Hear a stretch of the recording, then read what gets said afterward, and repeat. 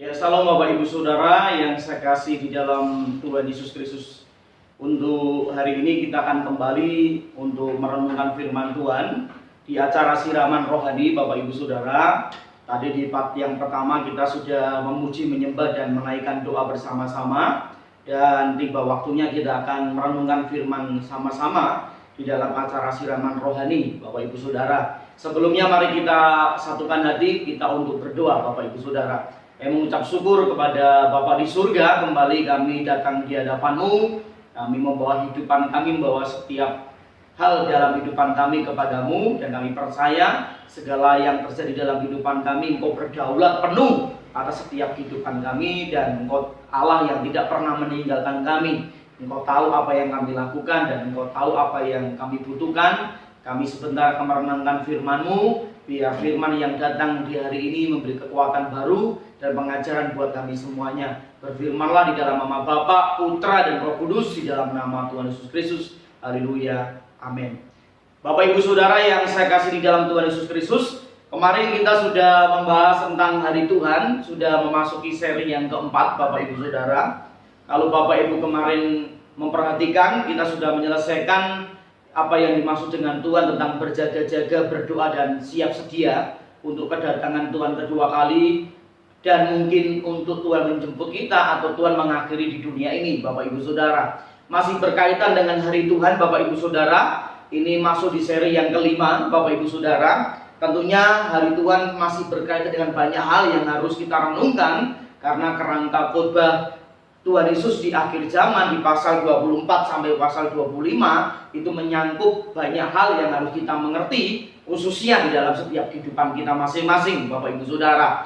Untuk seri yang kelima hari ini Bapak Ibu Saudara, untuk siraman rohani, saya akan mengajak Bapak Ibu Saudara untuk memperhatikan Alkitab kita sama-sama di dalam Matius pasal yang ke-24 ayat 45 sampai 51 Bapak Ibu Saudara. Tetapi untuk ayat 45 sampai 51 saya akan membaginya di dalam dua seri, yaitu seri yang kelima dan seri yang keenam Bapak Ibu Saudara. Karena konteks yang diajarkan oleh Tuhan Yesus membahas tentang hamba yang setia dan hamba yang jahat Bapak Ibu Saudara. Jadi Bapak Ibu Saudara, bukan saja ada 5 garis bodoh atau 5 garis bijaksana, tetapi juga Tuhan menjelaskan ada hamba yang jahat dan ada hamba yang setia. Sehingga setiap kehidupan kita harus mengerti porsi dan identitas di dalam setiap kehidupan kita untuk menjalani setiap panggilan menjadi orang percaya dan menempatkan diri kita di dalam kebenaran firman Tuhan Bapak Ibu Saudara. Dan hari ini Bapak Ibu Saudara, mari kita perhatikan dan kita akan membahas dengan satu tema dulu, yaitu tentang hamba yang setia. Untuk seri yang ke-6 Bapak Ibu Saudara, saya akan menyampaikan hamba yang jahat Bapak Ibu Saudara. Mari kita perhatikan sama-sama di dalam Alkitab Bapak Ibu Saudara di Matius pasal 24 ayat yang ke-45. Siapakah hamba yang setia dan bijaksana yang diangkat oleh tuannya atas orang-orangnya untuk memberikan mereka makanan pada waktunya Bapak Ibu Saudara. Jadi ada hamba yang setia diberikan tugas untuk memberikan makanan pada waktunya Bapak Ibu Saudara. 46 berbagai hamba yang didapati tuannya melakukan tugasnya itu. Ketika tuannya itu datang, aku berkata kepadamu, sesungguhnya tuannya itu akan mengangkat dia dan menjadi pengawas segala miliknya Bapak Ibu Saudara. Kita akan menyoroti tentang hamba yang setia Bapak Ibu Saudara. Bapak Ibu Saudara, perlu kita mengerti poin yang pertama, bahwa kehidupan orang percaya itu semuanya dikatakan hamba Tuhan. Jadi Bapak Ibu Saudara, jadi kata hamba Tuhan itu bukan saja ditujukan kepada rohaniawan atau gelar seorang pendeta atau guru Bapak Ibu Saudara atau aktivis rohani, tetapi semua orang percaya itu adalah hamba Tuhan. Mengapa dikatakan hamba Tuhan Bapak Ibu Saudara? Karena kalau kita melihat penebusan Tuhan Yesus di kayu salib, kita dulu adalah hamba dosa Bapak Ibu Saudara, dan kita telah ditebus oleh darah Yesus. Dan status kita diubah menjadi hamba Tuhan, bukan hamba dosa. Jadi setiap orang percaya Bapak Ibu Saudara, setiap orang Kristen yang sudah mengalami penebusan oleh darah Yesus di kayu salib, makanya kehidupannya diubah. Bukan lagi menjadi budak dosa atau hamba dosa, tetapi status hidup semua orang percaya menjadi hamba Tuhan Bapak Ibu Saudara. Jadi poin yang pertama Bapak Ibu Saudara, mari kita membahas kata hamba. Kata hamba di dalam teks aslinya memakai kata doulos, Bapak Ibu Saudara. Di ayat yang ke-45, Bapak Ibu Saudara. Kata doulos sendiri harus kita mengerti sehingga Bapak Ibu bisa mengaplikasikan kata ini di dalam penerapan hidup sehari-hari, supaya kita sebagai hamba yang setia, hamba Tuhan, kita menantikan kedatangan Tuhan. Dan tentunya Bapak Ibu Saudara sebagai hamba Tuhan atau sebagai orang percaya dipercayakan segala sesuatu kepada kita, maka kita harus pertanggungjawabkan di hadapan Tuhan. Kata doulos ini Bapak Ibu Saudara pengertiannya adalah seorang yang menyerahkan dirinya kepada kehendak orang lain. Jadi Bapak Ibu Saudara, kata doulos pengertian yang pertama adalah seseorang yang menyerahkan dirinya pada kehendak orang lain.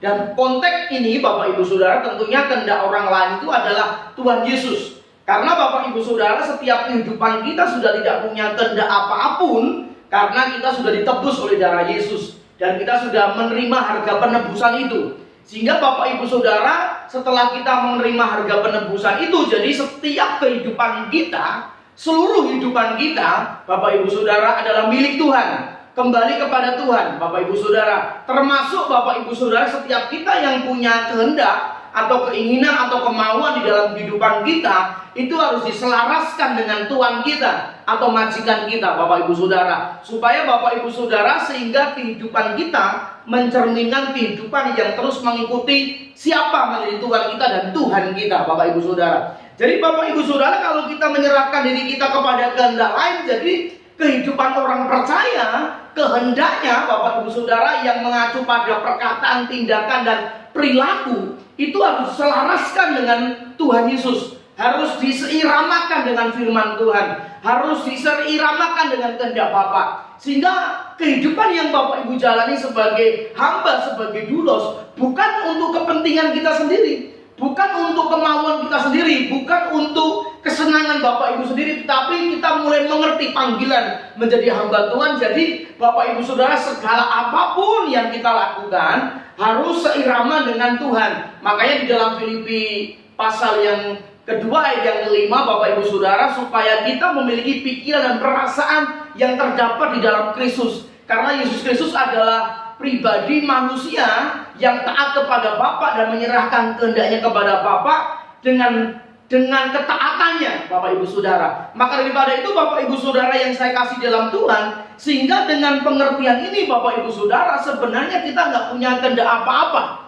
selain hanya untuk menyenangkan Tuhan, selain hanya untuk menyenangkan majikan kita, selain hanya untuk memuliakan Tuhan kita di seluruh kehidupan kita. Jadi Bapak Ibu Saudara, bukan berarti kita nggak punya keinginan, bukan berarti kita nggak punya kehendak. Kita punya keinginan, kita punya kehendak, kita punya kesenangan. Tapi Bapak Ibu Saudara harus diseiramakan, harus disesuaikan dengan kehendak Allah. Yaitu kehendak Allah apa yang baik, berkenan dan yang sempurna. Jadi Bapak Ibu Saudara, tidak semua kehendak, tidak semua keinginan, tidak semua kemauan, bahkan kesenangan itu berdosa.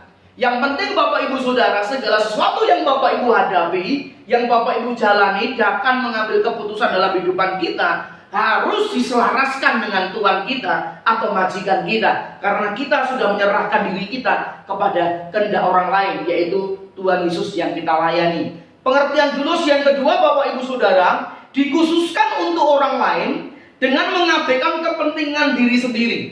Luar biasa. Jadi kalau Bapak Ibu mengerti, kalau kita posisinya sebagai hamba, Bapak Ibu Saudara, kita dikhususkan. Dikhususkan berarti Bapak Ibu Saudara, hidupan kita dikhususkan untuk Tuhan.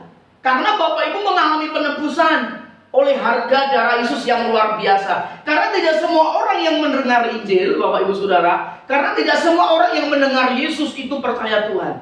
Jadi kalau Bapak Ibu sudah percaya Yesus, menerima penebusan sebagai hamba, maka daripada itu Bapak Ibu dikhususkan.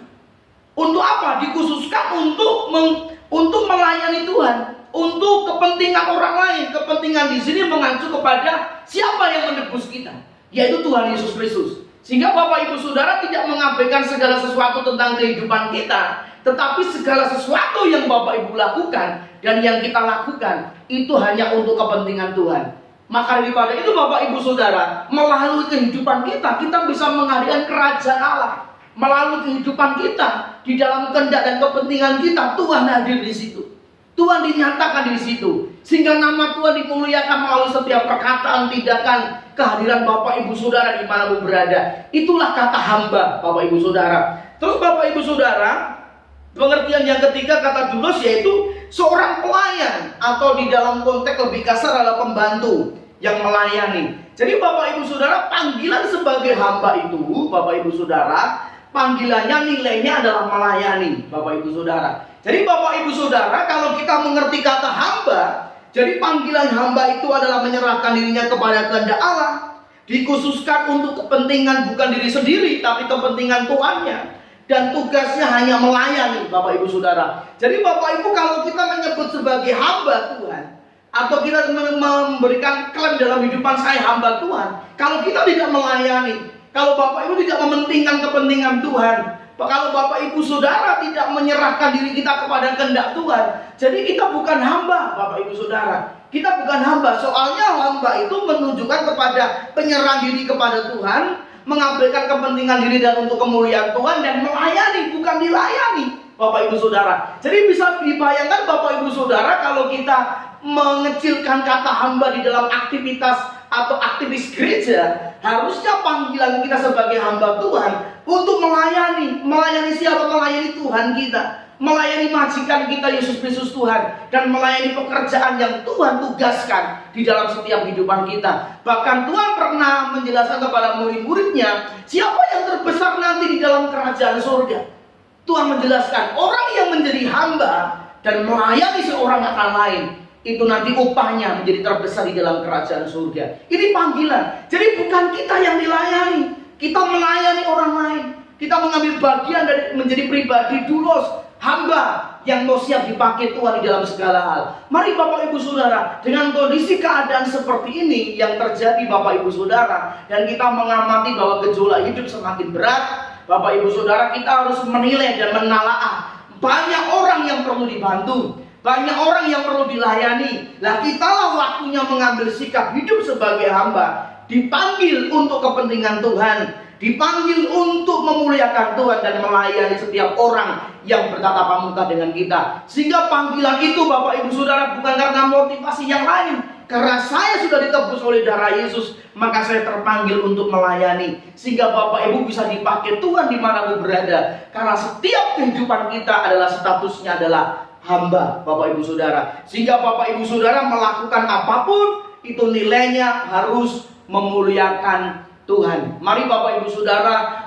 menjelang kedatangan Tuhan, menjelang Tuhan menjemput kita dalam kematian, menjelang Tuhan mengakhiri dunia ini, mari gunakan kesempatan yang baik untuk kita menjadikan identitas kehidupan kita sebagai hamba, untuk melayani Tuhan, menyerahkan kepentingan hanya untuk kemuliaan Tuhan, dan kita melayani seorang akan yang lain, Bapak Ibu Saudara. Terus Bapak Ibu Saudara, mari kita jangan hanya fokus kepada pekerjaan sebagai hamba, tetapi juga fokus kepada ketaatan terhadap majikan kita, Bapak Ibu Saudara. Karena apa Bapak Ibu Saudara? Banyak orang bisa melakukan pekerjaan yang hebat, banyak orang bisa melakukan hal-hal yang luar biasa, Bapak Ibu Saudara, tetapi banyak orang tidak taat kepada Tuhannya.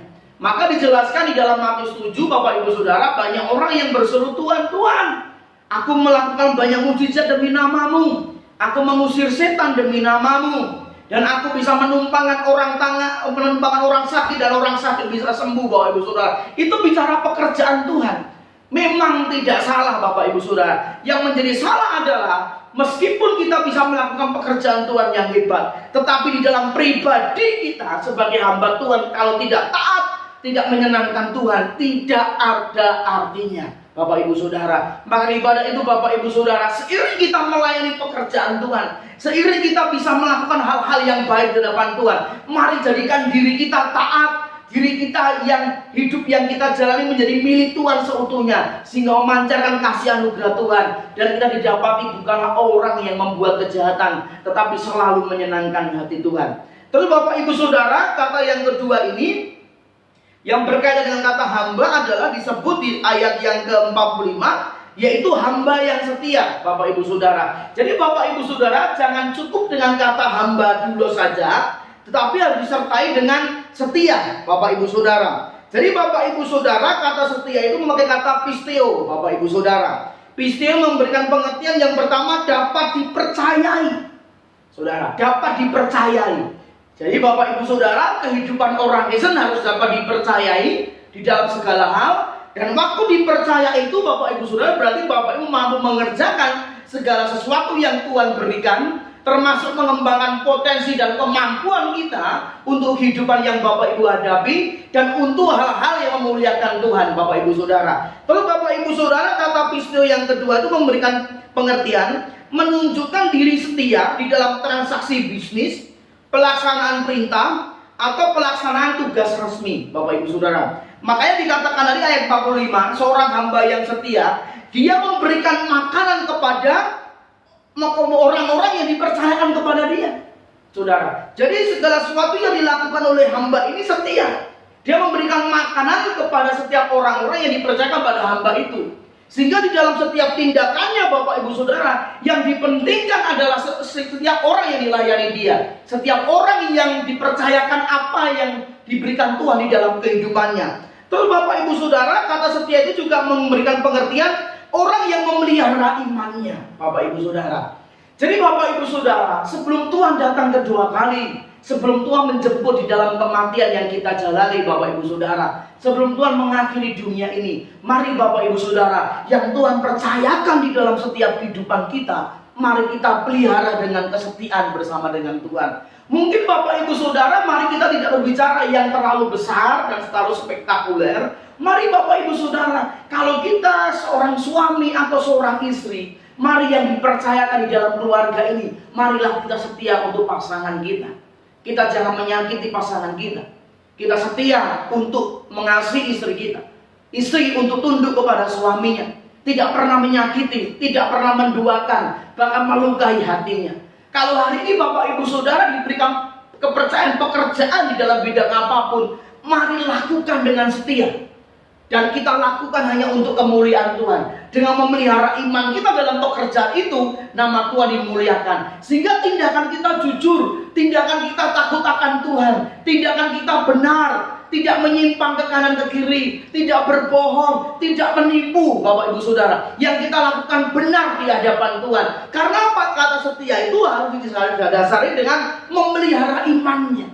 Sehingga Bapak Ibu Saudara, seperti halnya yang dikatakan oleh Rasul Paulus bahwa akhir zaman yang kita hidupi, hidup tambah sukar, Bapak Ibu Saudara, tidak mudah. Orang akan egois, mementingkan dirinya sendiri. Nah, tetapi orang-orang yang disebut hamba yang setia, kita orang percaya, tidak melakukan kehidupan di luar daripada kehendak Tuhan kita, atau Tuhan kita, atau majikan kita, yaitu Yesus Kristus Tuhan, Bapak Ibu Saudara. Mari Bapak Ibu Saudara, setialah di dalam keluargamu, setialah di dalam pekerjaanmu, setialah di dalam keuanganmu, setialah di dalam hal yang Tuhan percayakan dalam kehidupan kita.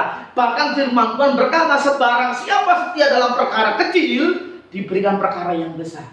Kalau Bapak Ibu tidak setia dalam perkara kecil, Tuhan tidak memberikan tanggung jawab yang besar. Maka daripada itu Bapak Ibu Saudara, dikatakan Bapak Ibu Saudara, hamba yang setia itu segala sesuatu yang dilakukan, dia hanya untuk kepentingan kemuliaan Tuhan. Sekarang Bapak Ibu Saudara, kita bisa mengambil makna kebenarannya.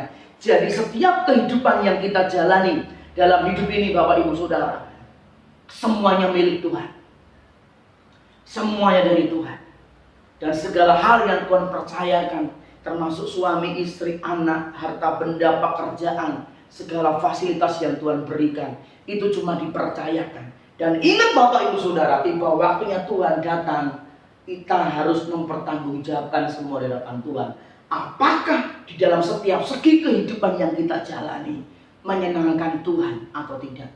Dan yang diharapkan Tuhan adalah kita menjadi hamba yang setia, Bapak Ibu Saudara.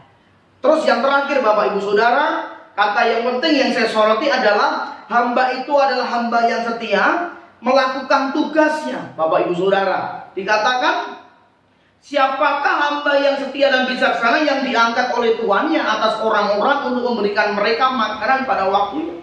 Berbahagialah hamba yang didapati tuannya melakukan tugasnya itu ketika tuannya itu datang. Jadi Bapak Ibu Saudara, setiap kehidupan orang percaya memiliki tugas, memiliki fungsi, memiliki visi dan misi. Bapak Ibu Saudara, bukan berarti kita tidak boleh mengerjakan yang lain, Bapak Ibu Saudara.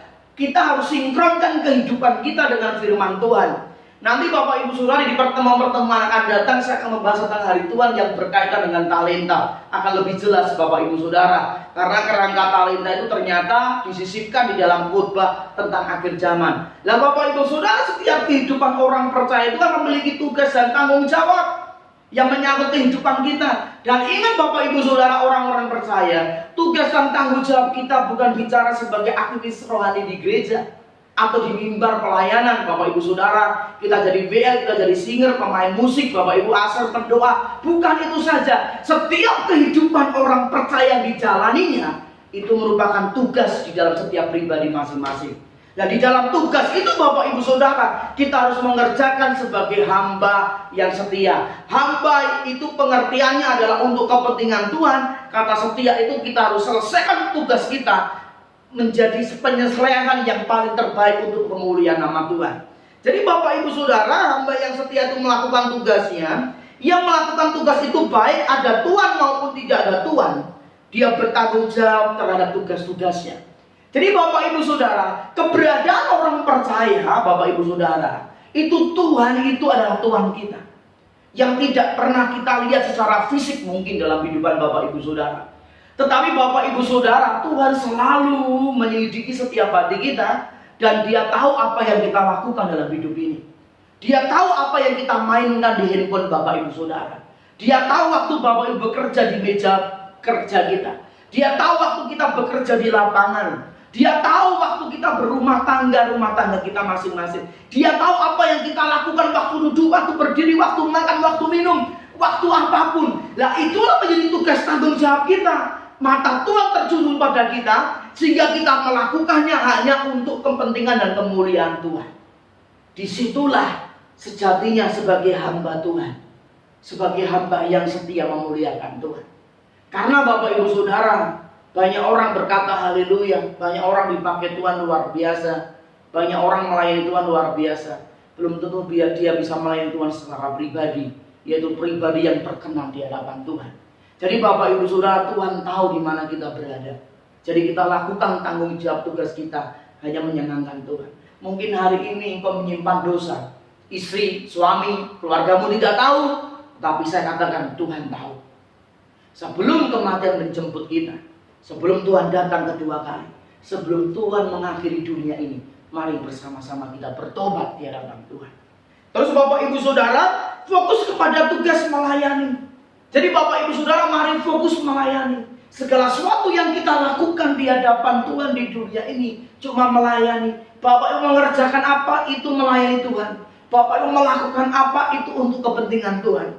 Terus Bapak Ibu Saudara, sesuai dengan bagian di dalam panggilan kita masing-masing.